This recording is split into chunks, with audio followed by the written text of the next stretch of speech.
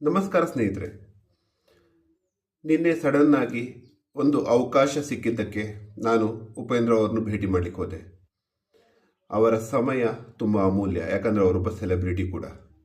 ಆದರೆ ಪ್ರಜಾಕೀಯ ವಿಚಾರಗಳಿಗೆ ಅವರು ಸಮಯ ನೀಡಿದ್ರಿಂದ ಹಾಗೂ ನನ್ನ ಸ್ನೇಹಿತರ ಮೂಲಕ ಈ ಅವಕಾಶದ ಬಗ್ಗೆ ನನಗೆ ತಿಳಿದಿದ್ದರಿಂದ ಸಡನ್ ಆಗಿ ಗೋವಾದಿಂದ ಬೆಂಗಳೂರಿಗೆ ಹೋಗಿ ಅವರನ್ನು ಭೇಟಿ ಮಾಡಿದೆ.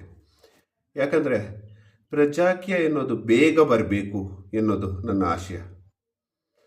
ಅದು ಸಾಮಾನ್ಯ ಕೂಡ. ನನ್ನಂತೆ ತುಂಬ ಜನರಿಗೆ ಇದು ಅನಿಸ್ತದೆ.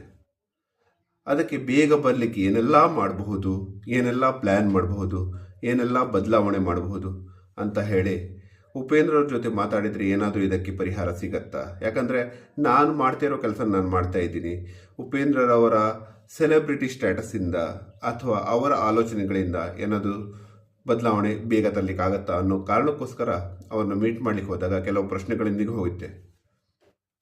ಬೇರೆಯವರು ಯಾಕೆ ಹೋಗ್ತಾರೋ ಏನೋ ನನಗೆ ಗೊತ್ತಿಲ್ಲ, ಆದರೆ ನನ್ನ ಉದ್ದೇಶ ಇಷ್ಟೇ ಆಗಿತ್ತು. ತುಂಬ ಜನರು ಬಂದಿದ್ದರು. ನಾವು ಒಂದು 10 ಜನ ಮೇಲಿದ್ವಿ, 15 ಜನ ಇರ್ಬೋದು. ಪ್ರತಿಯೊಬ್ಬರ ಬಳಿ ಬೇರೆ ಬೇರೆ ಪ್ರಶ್ನೆಗಳಿದ್ವು. ಆದರೆ ನನ್ನ ಪ್ರಶ್ನೆ ಕ್ಲಿಯರ್ ಆಗಿತ್ತು.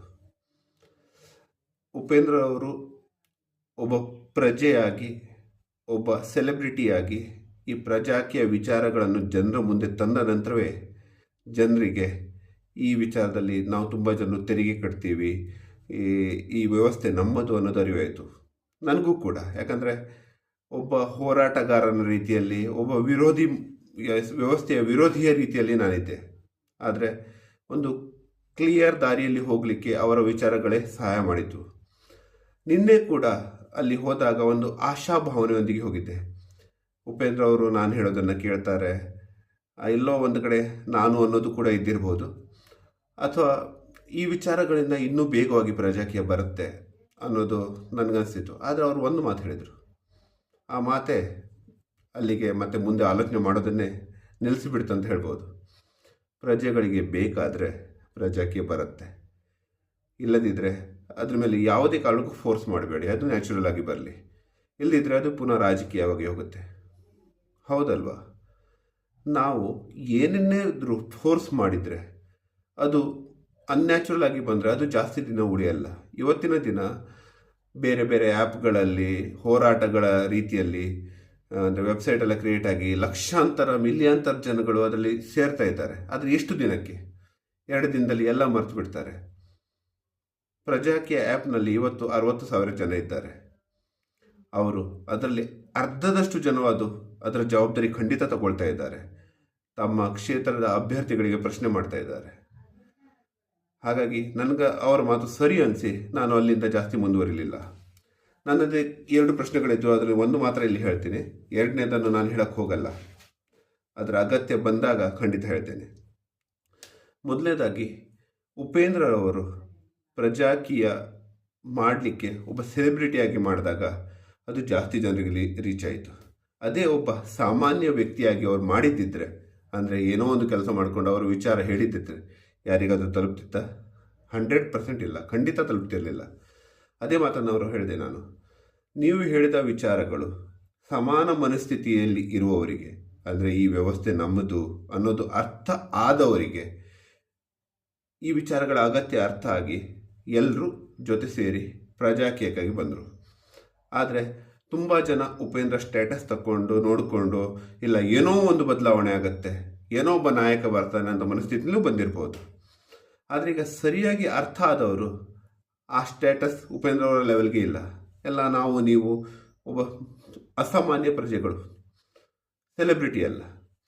ಹೀಗಿರುವಾಗ ನಾವು ಯಾರಿಗಾದರೂ ಪ್ರಜಾಕೀಯ ವಿಚಾರಗಳಲ್ಲಿ ಹೇಳಿದಾಗ ಅದನ್ನು ಅಷ್ಟು ಸುಲಭವಾಗಿ ಕೇಳಲಿಕ್ಕೆ, ಒಪ್ಪಿಕೊಳ್ಳೋದು ನೆಕ್ಸ್ಟ್ ವಿಷಯ, ಕೇಳಲಿಕ್ಕೆ ಕೂಡ ಮುಂದೆ ಬರಲ್ಲ. ಪ್ರಜಾಕೀಯ ಅಂದ ಕೂಡಲೇ ಇದೊಂದು ಪಕ್ಷ ಅಂತ ಹೇಳ್ತಾರೆ.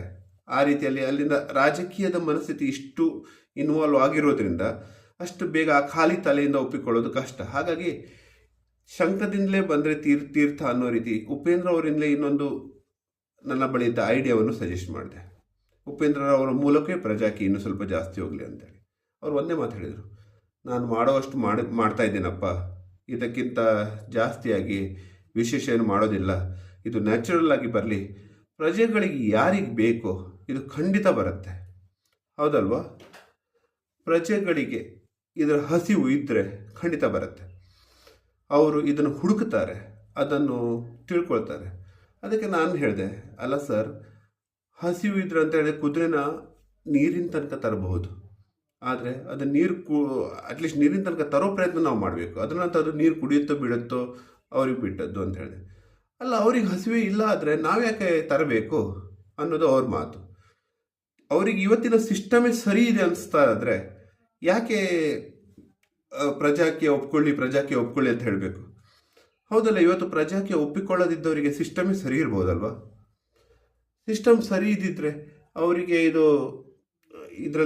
ಇದರಲ್ಲಿರೋ ಡೆಪ್ತ್ ಅರ್ಥ ಆಗ್ತಿತ್ತಾ? ಅಂದರೆ ಸರಿ ಇಲ್ಲದಿದ್ದರೆ ಇದರಲ್ಲಿರೋ ಡೆಪ್ತ್ ಅರ್ಥ ಆಗ್ತಿತ್ತು ಅಲ್ವಾ? ಗೊತ್ತಿಲ್ಲ. ಆದರೆ ನನಗದೊಂದು ಆಸೆ ಇತ್ತು, ಆ ಆಸೆಗೆ ನಿರಾಸೆ ಬಂತು. ಯಾಕಂದರೆ ಆಸೆ ಇದ್ದಲ್ಲೇ ನಿರಾಸೆ ಬರುತ್ತೆ, ದುಃಖ ಆಗುತ್ತೆ. ಅವ್ರು ಹೇಳಿದಾಗ ಒಂದು ಕ್ಷಣಕ್ಕೆ ದುಃಖ ಆಯಿತು, ಆದರೆ ಇನ್ನೊಂದು ಕ್ಷಣಕ್ಕೆ ನಾನು ನನ್ನ ಕೆಲಸ ಮಾಡ್ಕೊಂಡು ಹೋಗ್ತಾ ಇದ್ದೀನಿ. ನನಗಿದು ಬೇಕು, ಹಾಗಾಗಿ ನಾನು ಇನ್ನೊಬ್ಬನಿಗೆ ಹೇಳ್ತೀನಿ ನನಗಿದು ಬೇಕು. ಹಾಗಾಗಿ ಆ್ಯಪ್ನಲ್ಲಿ ಕರೆಕ್ಟಾಗಿ ಓದ್ಕೊಂಡು ಅದರಲ್ಲಿ ನಾನು ನನ್ನ ಕ್ಷೇತ್ರದ ಕ್ಯಾಂಡಿಡೇಟ್ಸ್ ಯಾರಿದ್ದಾರೆ ಅವ್ರಿಗೆ ಪ್ರಶ್ನೆ ಮಾಡ್ತೀನಿ. ಯಾರೂ ನನಗೆ ಸರಿ ಅನ್ಸಲ್ವಾ, ನಾನು ಕೂಡ ಕ್ಯಾಂಡಿಡೇಟ್ ಆಗಿ ನಿಲ್ತೀನಿ. ಯಾಕಂದರೆ ಇದು ನನಗೆ ಬೇಕು. ಇವತ್ತಿನ ದಿನ ಏನೋ ಸ್ವಲ್ಪ ಸರಿ ಇರ್ಬೋದು, ಆದರೆ ಮುಂದಿನ ದಿನಗಳಲ್ಲಿ ಇದಿನ್ನು ವರ್ಸ್ಟ್ ಆದರೆ ನಮಗೆ ಬದುಕಲಿಕ್ಕೆ ಕಷ್ಟ ಆಗುತ್ತೆ ಅನ್ನೋದು ನನಗೆ ಅರ್ಥ ಆಗಿದೆ.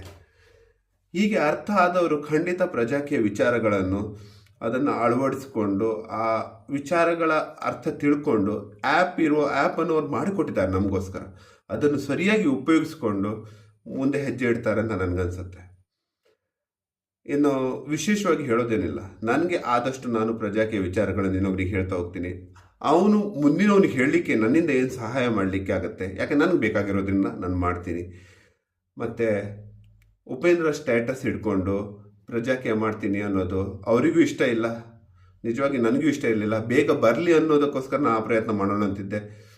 ಅದು ಒಬ್ಬ ಪ್ರಜೆಯಾಗಿ ಅವ್ರಿಗೆ ಬೇಡ ಆಗಿರೋದ್ರಿಂದ, ಹಾಗೂ ಅವ್ರು ಇಷ್ಟು ವರ್ಷ ಇದರಲ್ಲಿ ತೆಗೆದಿರೋದ್ರಿಂದ ಅವ್ರಿಗೆ ಗೊತ್ತಿದೆ ಇದರಲ್ಲಿ ಏನು ನೆಗೆಟಿವ್ ಆಗುತ್ತೆ ಅಂತ. ಒಂದು ನಂಬಿಕೆ, ಅವ್ರು ಹೇಳಿರೋ ಮಾತಿನಲ್ಲಿ ನಂಬಿಕೆ ಇಟ್ಕೊಂಡು ನನ್ನ ಎಷ್ಟೇ ಲಾಜಿಕಲ್ ಮಾತಿದ್ರು ಅಲ್ಲಿಗೆ ನಾನು ನಿಲ್ಲಿಸ್ತಾ ಬಿಡ್ತೀನಿ. ಆದರೆ ಪ್ರಜಾಕೀಯ ಪ್ರತಿದಿನ ಮಾಡ್ತಾ ಇದ್ದೀನಿ. ಲೇಟ್ ಆದರೆ ಲೇಟ್ ಆಗಲಿ, ಲೇಟೆಸ್ಟ್ ಆಗಿ ಬರಲಿ ಅಷ್ಟೇ. ಹಾಗಾಗಿ ನಿಮಗೆ ಪ್ರಜಾಕೀಯ ಬೇಕಾದರೆ ನೀವು ಮಾಡಿ, ನನಗೆ ಬೇಕಾಗಿರೋದು ನಾವು ಮಾಡ್ತೀನಿ. ಉಪೇಂದ್ರಗೆ ಬೇಕಾಗಿರೋರು ಆ್ಯಪೆಲ್ಲ ಮಾಡಿಕೊಟ್ಟಿದ್ದಾರೆ, ನಿಮ್ಗೆ ಬೇಕಾದರೆ ನೀವು ಮಾಡಿ ಅಷ್ಟೇ. ಅದಕ್ಕಿಂತ ವಿಶೇಷವಾಗಿ ಏನು ಹೇಳೋಗಿಲ್ಲ. ನಿಮ್ಗೆ ಬೇಡವಾ, ನೀವು ಮಾಡಲ್ಲ, ಸಿಂಪಲ್. ಅದು ಹೇಗೆ ಮಾಡಬೇಕಂತ ತಿಳ್ಕೊಳ್ಬೇಕಾ, ಪ್ರಶ್ನೆಗಳನ್ನಾಗಿ ಅದರ ಬಗ್ಗೆ ಡಿಸ್ಕಸ್ ಮಾಡೋಣ. ನಾವೇ ಒಂದು ವಿಚಾರಗಳಲ್ಲಿ ಒಗ್ಗಟ್ಟಾಗಿರೋಣ.